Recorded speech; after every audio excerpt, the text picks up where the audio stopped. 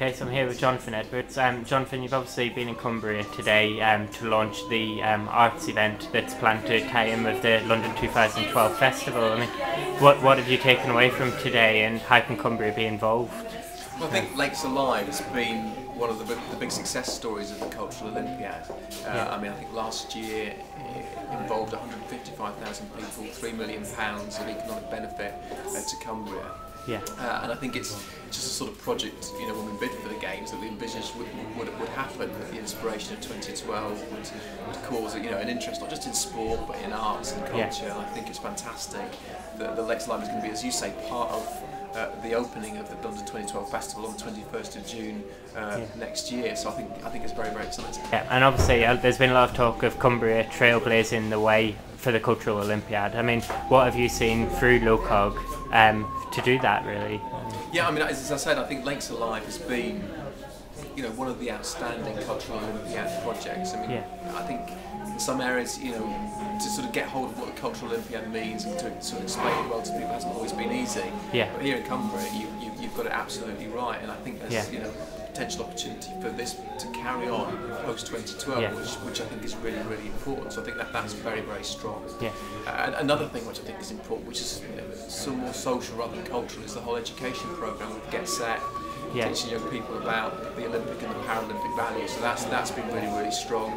You say there's lots happening. Volunteers, the people from Cumbria applying to be volunteers for games makers, and the interviews are going to start in Manchester fairly soon for that. Tickets go on sale, so lots of opportunities to get involved. Yeah, and that's it. There's so many things for Cumbria to do, but I think there's still the flip side of the coin that everyone's saying, well, it's in London. How do we dispel that myth that it's not just for people down south and we can all get involved? I mean, what do we have to do? There's two sides to it. I would say to people in Cumbria, go down to London and watch, because it will be fantastic.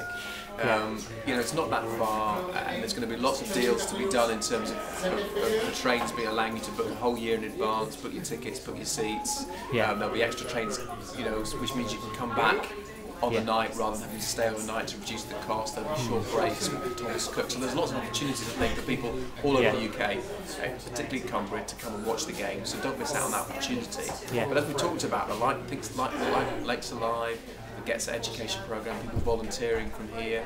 You've got the Inspire Mark, which is the non-commercial association with the games, which I think has been a big success. The economic impact in terms of companies from this part of the world which have won contracts. So Cumbria is benefiting quite clearly. I'm not going to suddenly say it's 10 miles away from London. It isn't. You can't change that.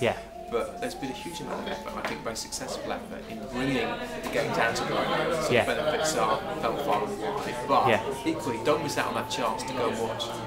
And the other thing is, obviously, back in 2005 when London was called out, there was obviously great excitement, but with the recession, a lot of that excitement's kind of been ebbed away. It's kind of now coming back to the front. We've got 500 days to go, and how exciting is it? What have we got to look forward to? I mean, it's just quite simply the greatest celebration of humanity on the planet. I mean, no more, no less. It's not just about sport. It is about culture, it's arts, it's about social, it's about volunteering. It encompasses all of life, really. 205 nations come together for the Olympic Games, 26 sports. There's nothing quite like it. So I think people should be excited about that. I mean, that said, it's not just an Olympic-related thing. It's just that people just probably at the moment don't feel as positive, as hopeful as they perhaps did a year ago, because it is difficult economic times. But I do think, far from being a panacea for all evils, the 2012 is something that people can really look forward to and celebrate, that we as a country are going to put on a great show. And as an Olympian yourself, somebody who's been there and won it and had that success, what will it be like for our Olympians to have the home Olympics? Because that was something you never quite had yourself. I mean, I had it a bit in Manchester, the Commonwealth Games in 2002. But I mean, that's many steps up for the Olympic Games. It'll be, I think for some athletes it'll be too much, and they'll be overwhelmed, and they'll underperform. For others, they'll rise to the occasion and produce superhuman efforts. But it will be the experience of a lifetime. I mean, I think for all of us, whatever role we have to play, whether we're an athlete, whether we're involved in the media, whether we're coming to watch, whether we're volunteering, it will be an experience of a lifetime. And for those Olympians, how would they kind of deal with that pressure? Is there a way they can prepare themselves? I mean, how would you kind of advise them really for that? I mean, UK sport, which funds through the lottery all of our elite athletes, and the national governing bodies will have psychologists, they'll have mentors who can come in and speak about that. So I think they know how to win medals. It is a unique experience, but I think that'll be fine. Yeah, and what's it like to still have the world record 16 years on? It's good. Yeah, I'm very happy. And do you think that's going to stand for much longer? There's some good triple jumpers out there. So. There's a lot of good guys out there at the moment. Yeah. Not least Philippe Sadova, and then this new French guy Teddy Tango. But I've got my fingers crossed and everything else crossed for that. Then it holds on a bit longer. Yeah, brilliant. Thanks very much, Pleasure. Jonathan.